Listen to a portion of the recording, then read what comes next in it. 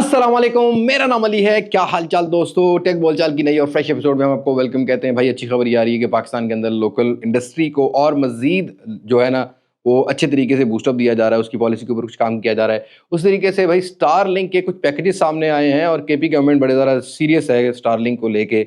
और उसके साथ साथ ही पोको की X7 सीरीज में से एक फ़ोन पाकिस्तानी मार्केट में लोग लॉन्च हो गया है। रेडमी नोट 14 सीरीज लॉन्च हो रही है। तो क्या क्या एक्सपेक्टेशंस हैं, उस तरीके से S25 सीरीज आने वाली है सैमसंग की।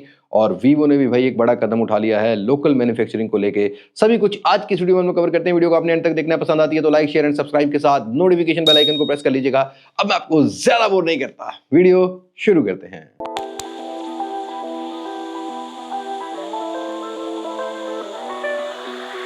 दोस्तों, सबसे पहले टेक बोलचाल की बात करते हैं तो अच्छी खबर है पाकिस्तान की इंडस्ट्री या इकोनॉमी को लेके। अब 2018-19 में हमने देखा था कि एक पॉलिसी सामने लाई गई थी कि पाकिस्तान में फोन असेंबल किए जाएं और फिर कुछ उसके बाद इसको मैन्युफैक्चर भी किया जाए। ऑल्दो बहुत सारे जो ब्रांड्स हैं मोबाइल फोन के वो असेंबलिंग की जगह मैन्युफैक्चर लिखते हैं, बट अभी मैन्युफैक्चरिंग असल में जो है ना वो कंप्लीट होने वाली है। पाकिस्तान के अंदर एक नई पॉलिसी आ रही है जिसके ऊपर काम किया जा रहा है, जिसमें सिर्फ मोबाइल फोन ही नहीं पाकिस्तान में मैन्युफैक्चर किए जाएंगे। इसके साथ साथ tablets, IoT products, internet equipments, इस तरह की चीज़ें, सिग्नल इक्विपमेंट, और उसके साथ साथ ये जो होती है ना थोड़ी सी जो मशीनरी हम लोग यूज़ कर रहे होते हैं फॉर स्लिपिंग, फॉर इनवॉइसेस, वो पाकिस्तान में जो है वो मैन्युफैक्चर होना स्टार्ट हो जाएंगे। अब इस पॉलिसी को PTA और बाकी जो महकमे पाकिस्तान में होते हैं उनके साथ मिलकर बनाया गया है। तो राइट नाउ हम 2025 में ये देखेंगे कि भाई हमें बहुत सारी टैबलेट भी लोकल पाकिस्तान में मिलेंगी। इससे पाकिस्तान की लोकल इंडस्ट्री को थोड़ा सा बूस्ट मिलने वाला है।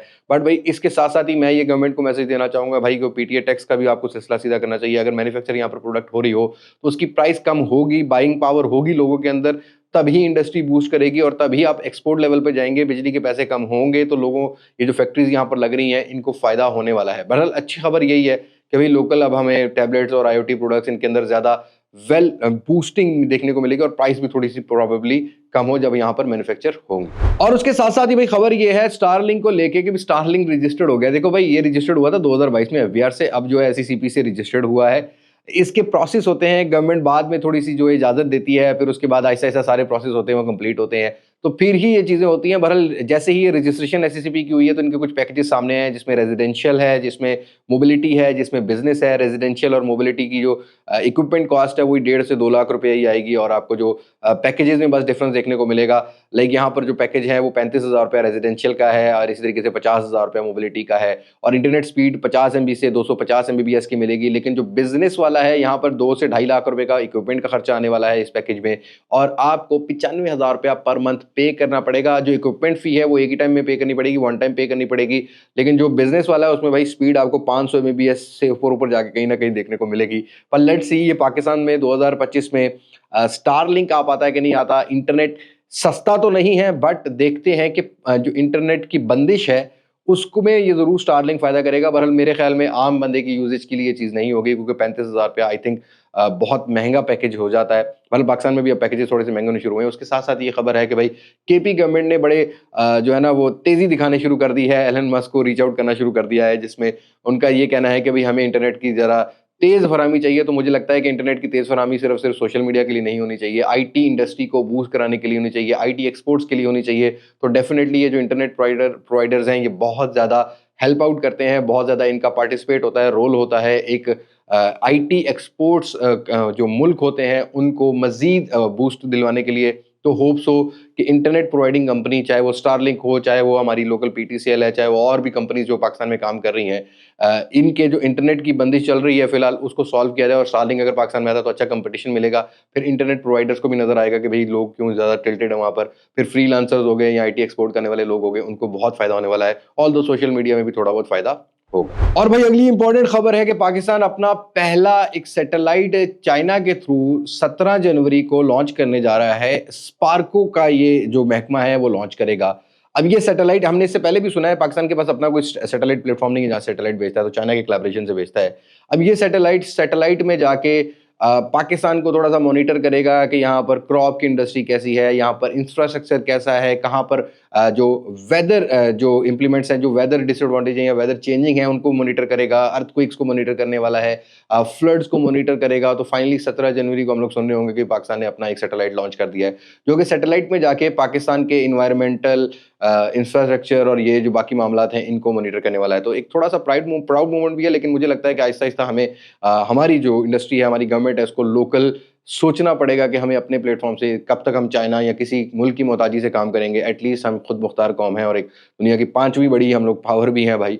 नाम की है बेशक हैं, लेकिन इसको और मज़ीद बढ़ाने की ज़रूरत है। तो थैंक्स गॉड कि हम लोग इस लेवल पे अभी पहुँचे हैं। अल्लाह करेगा इंशाअल्लाह ताला हम लोग खुद अपने पैरों पर खड़े होने की भी कोशिश करें। अब ये खबर है वीवो की तरफ से। पहली ये खबर है कि भाई ग्राउंड ब्रेकिंग न्यूज़ ये आ रही है कि वीवो इससे पहले हमें जो है ना असेंबल होने वाले फ़ोन प्रोवाइड कर रहा होता था। अभी रिसेंटली वीवो की फैक्ट्री में भाई कुछ मैन्युफैक्चरिंग जो मशीनरीज़ हैं वो भी इफ्तिताह की गई हैं और फीता-वीता काट लिया भाई इन्होंने गवर्नमेंट के साथ मिलके।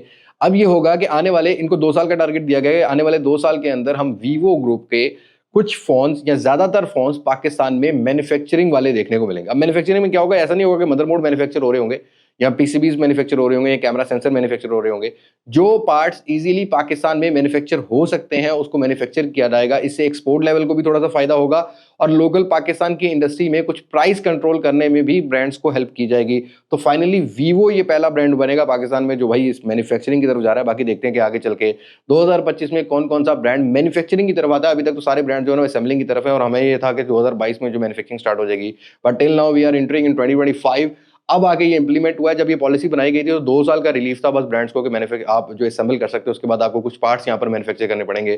जैसा कि केसिंग हो सकती है, हाउसिंग हो सकती है, कुछ आपको बॉक्स, चार्जर, केबल, ये इस तरह की प्रोडक्ट जो यहाँ पर मैन्युफैक्चर करनी पड़ेंगी। ऑल्दो कुछ बॉक्स तो हम लोगों ने यहाँ पर मैन्युफैक्चर होते हुए देखे हैं फ़ोन्स के, बट स्टिल फ़ोन्स अभी भी असेंबल हो रहे थे इम्पोर्ट करके। तो अब उन पार्ट्स को इम्पोर्ट में कमी लाने की वजह कमी लाने के लिए गवर्नमेंट ने ये जो है ना इनिशिएटिव लिया। तो Vivo is a first brand जिसने थोड़ा-सा अपने आप को पावरफुल दिखाया है। तो लेट्स सी आगे चल के क्या बनता है 2025 में क्या नहीं।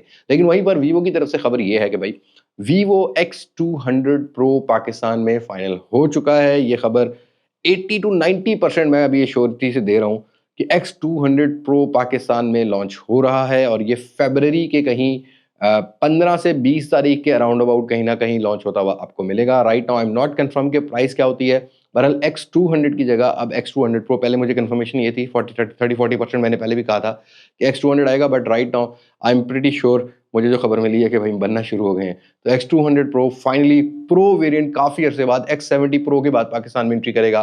तो प्राइस तो अभी फिलहाल अगर इंटरनेशनल को देखा जाए तो 3 लाख से ऊपर जाती है और पीटीआर डाल दो तो भाई 3.5-4 लाख रुपए प्राइस होने वाली है। राइट नाउ ये अभी फिलहाल टेंटेटिव जो है ना वो प्राइस मैं आपको बता रहा हूँ। अभी एग्जैक्टली जो है ना वो अगले महीने पता लगेगा। और ये छोटी सी खबर है व्हाट्सएप की तरफ से भाई। इससे पहले मेटा की हमने बहुत सारी प्रोडक्ट्स देखी हैं, खासकर इंस्टाग्राम पर आप अपना एआई चैटबॉट बना सकते हो अपने ही किसी ग्रुप के नेम से या किसी भी नेम से बना सकते हो और उसको ट्रेन कर सकते हो कि कोई भी अगर उस चैटबॉट से बात करना चाहे, सवाल करना चाहे, वो खुद से ही रिप्लाई करे, लेकिन उसको आपको ट्रेन करना पड़ता है। लेकिन अब फाइनली व्हाट्सएप भी ये अपडेट देने वाला है। मेटा की प्रोडक्ट है तो इधर उधर चलती रहती है कि व्हाट्सएप में भी आप अपना एक एआई चैटबॉट बना सकते हो जिसको आप ट्रेन कर सकते हो कि लोगों की अगर कोई क्यूरी आती है तो उस चैनल को लोग फॉलो भी करेंगे ऑब्वियसली तो अगर कोई क्यूरी आती है तो भाई उसमें आपको जो है ना वो ऑटोमेटिक आंसर वाला जो है इंसाफ देखने को मिले, तो अपना एआई चैटबॉट आप बना सकोगे व्हाट्सएप। और ये खबर है भाई आईफोन 17 सीरीज को लेके। वह खैर अभी तो सितंबर में जाके लॉन्च होनी है, लेकिन भाई कुछ ना कुछ रूमर्स तो आते रहते हैं। अब ये खबर ये आ रही है कि इस दफा कैमरा का लेआउट थोड़ा बहुत ये अभी रेंडर्स आए हैं, ये बिल्कुल एक प्रोटोटाइप है, बिल्कुल एक फेक भी हो सकती है, एक्यूरेट भी हो सकती है, इस तरह की कुछ शेप निकलेगी। बट भाई कैमरा सेंसर की क्वालिटी को थोड़ा सा इंप्रूव किया जाएगा। फ्रंट मेगापिक्सल जो है ना वो अराउंड पहले तो आपको 10-12 मेगापिक्सल ही मिलता रहा है, अब आपको 24 मेगापिक्सल की सेल्फी सेंसर देखने को मिलेगा जो कि पहले से ज्यादा इंप्रूव्ड होगा, ज्यादा शार्पर होगा। और अगेन बैक पर 40-48 मेगापिक्सल का ultra wide Fidelity photo lens, वो सारी चीजें डाल दी हैं।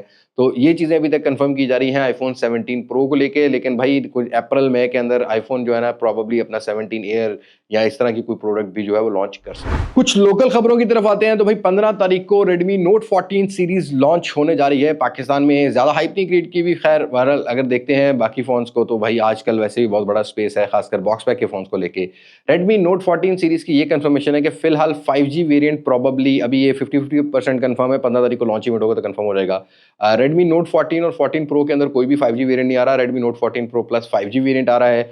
और राइट नाउ जो कंडीशन हो गई है एक्सपेक्टेशन से ऊपर ही प्राइस जाने वाली है। अभी मुझे कंफर्म नहीं है प्राइस का, लेकिन ये भी 1-2 दिनों के अंदर पता लग जाएगा। अभी 2 दिन ही रह गए हैं कि क्या प्राइस आती है क्या नहीं। फिलहाल 3 फोन्स लॉन्च किए जा रहे हैं, लेकिन इसके साथ साथ ही एक्सक्लूसिवली कुछ खबरें ये भी आ रही हैं कि भाई Xiaomi अपना पहला टीवी पाकिस्तान में जो है वो लॉन्च करने जा रहा है। तो लेट्स सी इस लॉन्च इवेंट पर क्या बनता है, क्या नहीं। बाय द वे आप बताइएगा कि Redmi Note 14 सीरीज़ की क्या एक्सपेक्टेशन है? Redmi Note 14 की प्राइस क्या आपकी क्या एक्सपेक्टेशन है? Redmi Note 14 कितने का होना चाहिए? Redmi Note 14 Pro 4G वाला आ रहा है, G100 वाला, तो वो कितने का होना चाहिए आपके हिसाब से? आप कितने में बाय करना चाहोगे? और Redmi Note 14 Pro Plus की क्या बाइंग आपकी पावर हो सकती है?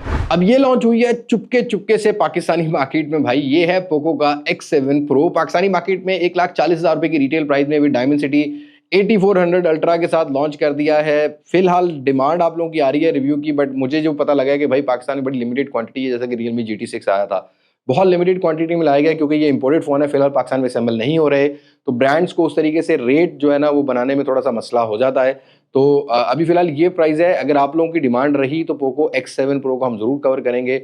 लेकिन मसला वही आएगा कि मैं कवर कर रहा हूँ तो फिर भाई क्वांटिटी का आपको थोड़ा-सा मसला देखने को मिलेगा। बाय द वे आप बताइएगा क्या X7 Pro को हमें कवर करना चाहिए कि नहीं करना चाहिए? बहुत लिमिटेड स्टफ है, शायद 100-200 पीस ही इन्होंने बेचना हो। बहरहाल आपने कमेंट सेक्शन में बताना है क्या आप पोको X7 Pro को हमारे चैनल पर देखना चाहते हैं कि नहीं देखना चाहते? बाकी स्पेसिफिकेशन अगर आपकी डिमांड आएगी ना तो फिर मैं ज़्यादा कवर करूँगा भाई। फिलहाल हार्डवेयर ही एक ट्वीक वर्जन है जो आपको देखने को मिलता है डायमेंसिटी 8400 अल्ट्रा। सो भाई Realme 14 सीरीज लॉन्च होने जा रही है इंडिया की मार्केट में। पाकिस्तान वालों अभी सब्र करो, अभी यहाँ ब्रांड्स बहुत स्लो है, ब्रांड्स का साबुन बहुत स्लो है और हमेशा से ये होता आ रहा है कि भाई पाकिस्तान में जो प्रोडक्ट है, चाहे वो इंटरनेशनल मार्केट हो, चाहे वो चाइना की मार्केट हो, चाहे वो इंडियन रीजन की मार्केट हो, पाकिस्तान में प्रोडक्ट 2-1 महीना ले जाती है लॉन्च होते हुए। कई प्रोडक्ट तो 4-4 5-5 महीने बाद भी लॉन्च हो रही होती है, तब तक जूस ऑलरेडी निकल चुका होता है उस प्रोडक्ट का। खैर Realme 14 सीरीज के अंदर 14 Pro Plus एक इंटरेस्टिंग प्रोडक्ट होने वाली है। क्वाड मिनी कर्व्ड जो है ना वो आपको डिस्प्ले देखने को मिलता है। ओलेड पैनल है, 120 हर्ट्ज का रिफ्रेश रेट है। टेलीफोटो लेंस 50 मेगापिक्सल का मिल रहा है, 50 मेगापिक्सल का मेन सेंसर, 8 मेगापिक्सल का अल्ट्रा वाइड सेंसर डाल दिया है, फास्ट चार्जिंग है। इंटरेस्टिंगली वो जो बिल्ड क्वालिटी डाली गई है ना, वो जो आपके टेम्परेचर के हिसाब से कलर चेंज करती है, वो एक नई चीज़ होने वाली है।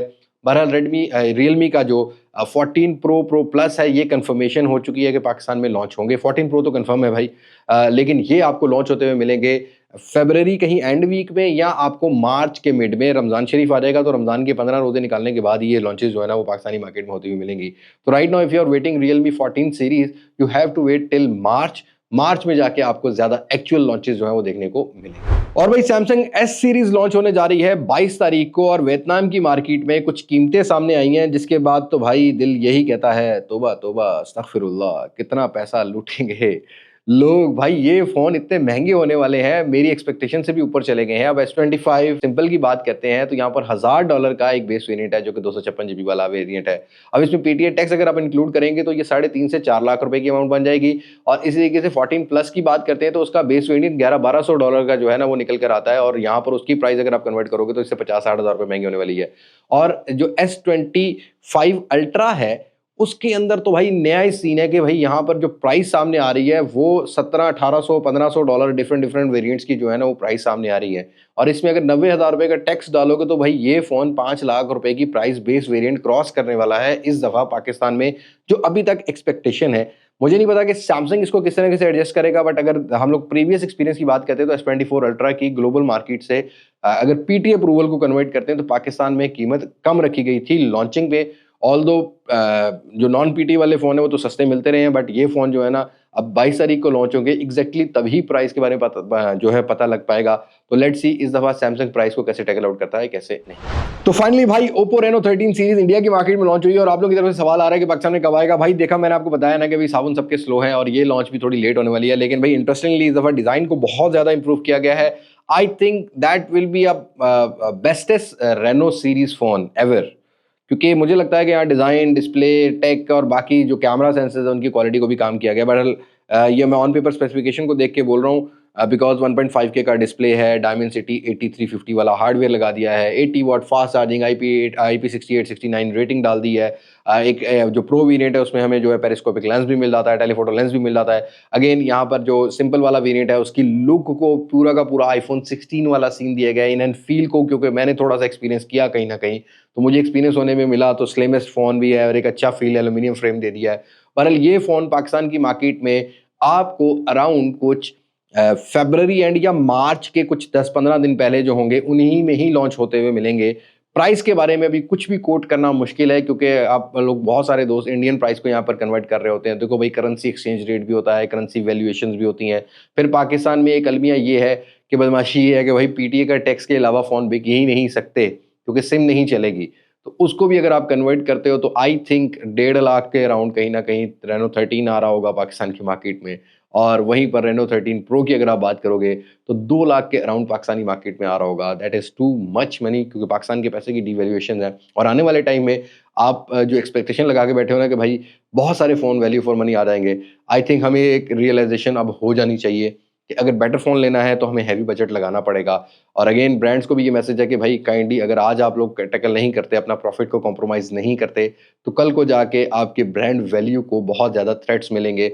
Like Y series, C series, number series वाले फ़ोन 50-50, 60-60 हज़ार या आईपीएस पैनल वाले 50-50, 60-60 हज़ार रुपए में पाकिस्तान में फ़ोन जो है ना, जब लोग एक दफ़ा ले लेंगे उसके बाद दोबारा आपकी प्रोडक्ट बाय नहीं करेंगे, क्योंकि उनका एक्सपीरियंस अच्छा नहीं होगा। क्योंकि जब 50,000 कहते हैं ना, तो इसका मतलब आधा लाख रुपए बनता है और लोगों की एक्सपेक्टेशन उस फ़ोन से बढ़ जाती हैं। और एटलीस्ट इस प्राइस सेगमेंट में मुझे लगता है कि ब्रांड्स को emulate with better camera performance, ठीक है, गेमिंग परफॉर्मेंस में हमें पता है कि हार्डवेयर थोड़े से महँगे हो जाते हैं।